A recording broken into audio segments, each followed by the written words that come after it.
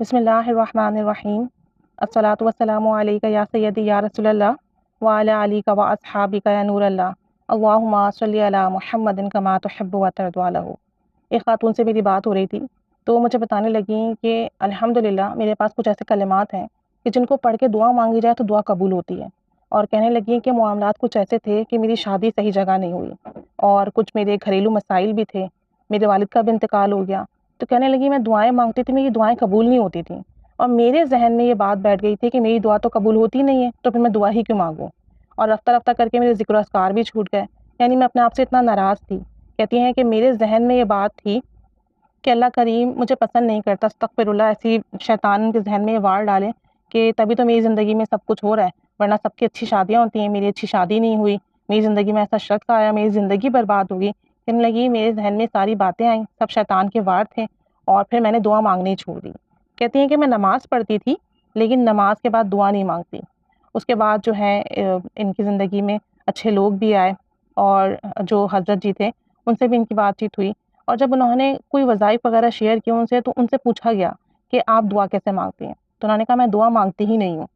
اور اس طرح کی بات میرے ذہن میں، تو میں نے دعا مانگنا چھوڑ دی ہے۔ تو انہوں نے ان کو سمجھایا کہ دیکھیں ایسا نہیں ہوتا، دعا تو قبول ہوتی ہے، ہم جو بھی دعا مانگتے ہیں اللہ قبول فرماتا ہے اسے، بعض اوقات فوراً قبول ہو جاتی ہے، بعض اوقات اس کے دعا کے بدلے سے کوئی برائی، کوئی حادثہ، کوئی آفت بلا مصیبت ٹال دی جاتی ہے، اور بعض اوقات ہمیں اس دعا کا اجر جو ہے آخرت میں دیا جائے گا۔ تو کہتی ہیں کہ انہوں نے سمجھایا اور کچھ کلمات مجھے سکھائے کہ آپ یہ پڑھو، آپ کی دعا قبول ہوگی۔ تو کہتی ہیں جب میں نے وہ کلمات ادا کرنا شروع کیے، یعنی دعا مانگنے سے پہلے وہ دعا پڑھنی شروع کی، وہ کلمات ادا کرنا شروع کیے، کہنے لگی کہ میری دعائیں قبول ہونے لگی، اور میرے دل کو سکون آنے لگا کہ اللہ میری بات سن رہا ہے،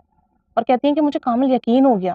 اور کہنے لگی کہ بعض اوقات ایسے معاملات ہوتے کہ کوئی نہ کوئی میری ہیلپ کر دیتا، اگر میں کسی پریشانی میں ہوتی، میں اللہ سے دعا مانگتی تو کوئی نہ کوئی میری ہیلپ کے لیے آ جاتا، کہیں سے مجھے کوئی اشارہ مل جاتا کہ ہاں یہ کرنا ہے، یہ نہیں کرنا ہے۔ کہنے لگی بعض اوقات ایسا ہوتا کہ میں بھی، میرے ذہن میں کوئی بات آتی، میرے دل میں کوئی خیال آتا اور وہ پورا ہو جاتا۔ کہنے لگی میں نے اتنی برکات ان کلمات کی دیکھی ہیں، میری زندگی کا حصہ بن چکے ہیں، میں دعا مانگنے سے پہلے لازمی انہیں ورد کرتی ہوں، اور اس کی برکت سے الحمدللہ میری دعائیں قبول ہوتی ہیں، اور اس میں اسم اعظم بھی ہے۔ تو انہوں نے کہا کہ آپ اس پر ویڈیو بنائیں، بہت سارے لوگ اس وقت بہت زیادہ پریشان ہیں، تاکہ وہ یہ پڑھیں اور دعا مانگیں، اللہ کے حضور یقین رکھیں کہ میرا رب سن رہا ہے اور وہ مجھے عطا کرے گا۔ اور کہنے لگی پھر آپ دیکھیے گا آپ کی کیسی غیبی مدد ہوگی، کبھی کوئی شخص ہیلپ کرے گا، کبھی کہیں سے آپ کو اشارے ملیں گے، کبھی آپ کے ذہن میں کوئی بات آئے گی وہ پوری ہو جائے گی، کبھی کچھ دل چاہے گا کسی چیز کا وہ آپ کو عطا ہو جائے گا، اور کبھی جو چیز آپ کے حق میں بہتر نہیں ہوگی اور آپ اس کی اگر دعا کریں گے تو وہ آپ کو دکھا دی جائے گی، بتا دی جائے گی یہ چیز آپ کے لیے بہتر نہیں ہے، یہ کام نہیں کرنا ہے۔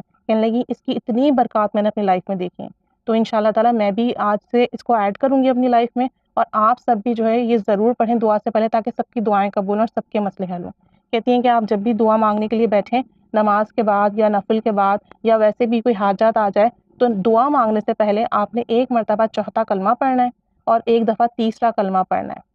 اور سورہ بقرہ کی جو آخری آیات ہیں آمن الرسول سے، یہ پورا آپ نے ورد کرنا ہے، جو آخری آیات ہیں گی سورہ بقرہ کی آمن الرسول سے لے کر آخر تک، وہ آپ نے پورا پڑھنا ہے۔ یہ میں اسکرین پر بھی دکھا دوں گی تاکہ جن کو مسئلہ وہ اسکرین شاٹ لے لیں، ٹھیک ہے۔ اور اس کے بعد انہوں نے کہا ہے کہ یہ کلمات پڑھنے ہیں ایک دفعہ بس، وَإِلَٰهُكُمْ إِلَٰهٌ وَاحِدٌ لَا إِلَٰهَ إِلَّا هُوَ الرَّحْمَٰنُ الرَّحِيمُ الف لام میم اللہ لا الہ الا هو الحی القیوم۔ یہ سورہ آل عمران کے آیات ہیں، یہ ورد کرنا ہے، اس میں اسم اعظم بھی ہے، اور صرف ایک دفعہ پڑھنا ہے، ایک دفعہ چوتھا کلمہ، ایک دفعہ تیسرا کلمہ، ایک دفعہ سورہ بقرہ کی آخری آیات، ایک دفعہ یہ آل عمران کی سورہ آل عمران کی آیات، اور پھر ایک دفعہ درود ابراہیمی۔ یہ پڑھنے کے بعد پھر 3 دفعہ آپ کہیں گے اللہم اغثنی یا ارحم الراحمین، اللہم اغثنی یا ارحم الراحمین، اللہم اغثنی یا ارحم الراحمین۔ اس کے بعد کہیں گے بی وسیلتی محمد رسول اللہ صلی اللہ علیہ وآلہ وسلم، بس ایک دفعہ کہنا ہے۔ اس کے بعد آپ نے 3 دفعہ اللہم اغفر لی امتی محمد صلی اللہ علیہ وآلہ وسلم، اللہم اغفر لی امتی محمد صلی اللہ علیہ وآلہ وسلم، اللہم اغفر لی امتی محمد صلی اللہ علیہ وآلہ وسلم۔ یہ کہنا ہے کہ آپ پوری امت کی، آپ صلی اللہ علیہ وآلہ وسلم کی امت کی مغفرت کے لیے دعا کریں گے۔ اسی طریقے سے اوپر جو کلمات پڑھے گئے ہیں بی وسیلتی محمد رسول اللہ صلی اللہ علیہ وآلہ وسلم، اللہ تعالیٰ سے آپ دعا کر رہے ہیں کہ آپ صلی اللہ علیہ وسلم کے وسیلے سے میرے حاجات جو بھی ہیں وہ پوری ہوں، جو پریشانیاں ہیں ختم ہوں۔ یہ پڑھنا ہے آپ نے، اور اس کے بعد پھر آپ کی جو بھی دعا ہے وہ تمام دعا، حاجات، سب مانگنی ہے اللہ سے، جو پریشانیاں ہیں اس کے لیے دعا کرنی ہے۔ تو کہتے ہیں کہ اس میں اسم اعظم پوشیدہ ہے، انشاءاللہ تعالیٰ آپ کی دعا ضرور قبول ہوگی۔ اور ساتھ میں وہ یہ بھی کہہ رہی تھیں کہ ایک چیز کا اور معمول بنا لیجیے اپنی زندگی میں، جب آپ عشاء کی نماز پڑھتے ہیں تو عشاء کی نماز پڑھنے کے بعد جب آپ وطر پڑھتے ہیں، آپ نے وطر پڑھ لیے تو آپ اسی جگہ بیٹھیں اور 2 سجدے کرنے ہیں آپ نے، ٹھیک ہے؟ عشاء کی نماز پڑھنے کے بعد 2 سجدے کرنے، اور ان 2 سجدوں کی جو ہے بہت زیادہ فضیلت آئی ہے۔ میں اس کے بارے میں سرچ بھی کر رہی تھی کل، تو 2 سجدے جو آپ نے کرنے ہیں، ان 2 سجدوں میں یہ کرنا ہے، جب آپ نے وطر ادا کر لیے پھر آپ نے اللہ اکبر کہنا ہے، سجدے میں جانا ہے، سجدے میں جا کر سجدے کی جو تسبیح ہے سبحان ربی الاعلی، یہ 3 دفعہ پڑھنے کے بعد پھر 5 دفعہ پڑھنا ہے سبوح قدوس رب الملائکۃ والروح، سبوح قدوس رب الملائکۃ والروح، اور کچھ جگہ پہ یہ بھی ہے سبوح قدوس ربنا و رب الملائکۃ والروح۔ 5 دفعہ یہ کلمات پڑھنے کے بعد آپ سجدے سے اٹھیں گے، اس کے بعد آپ نے بسم اللہ الرحمن الرحیم پڑھ کر ایک دفعہ آیت الکرسی پڑھنی ہے، اور ایک دفعہ آیت الکرسی پڑھنے کے بعد دوبارہ سجدہ کرنا ہے، اور دوبارہ سجدہ کرنے کے بعد جو ہے آپ نے دوبارہ سجدہ کرنا ہے، اور دوبارہ سجدے میں یہی کلمات ادا کرنے ہیں۔ پہلے سبحان ربی الاعلی 3 دفعہ پڑھیں گے، پھر سبوح قدوس رب الملائکۃ والروح یہ 5 دفعہ پڑھیں گے۔ کہتی ہیں کہ یہ 2 سجدے ادا کرنے کے بعد آپ پھر اٹھیں، آپ کی جو دعائیں ہیں، ذکر و اذکار ہیں جو آپ کرتے ہیں وہ کریں۔ کہتی ہیں کہ اس کو کرنے سے رزق میں بہت وسعت آتی ہے، آپ کا رزق وسیع ہوگا، کہنے لگی اس کو پڑھنے کا بے پناہ ثواب ہے، اور یہ احادیث سے بھی ثابت ہے۔ اور کل میں اس کے بارے میں سرچ بھی کر رہی تھی تو مجھے بہت ساری اس کے اوپر ویڈیوز اور بہت سارے جو ہے میں نے اس کے اوپر گوگل پر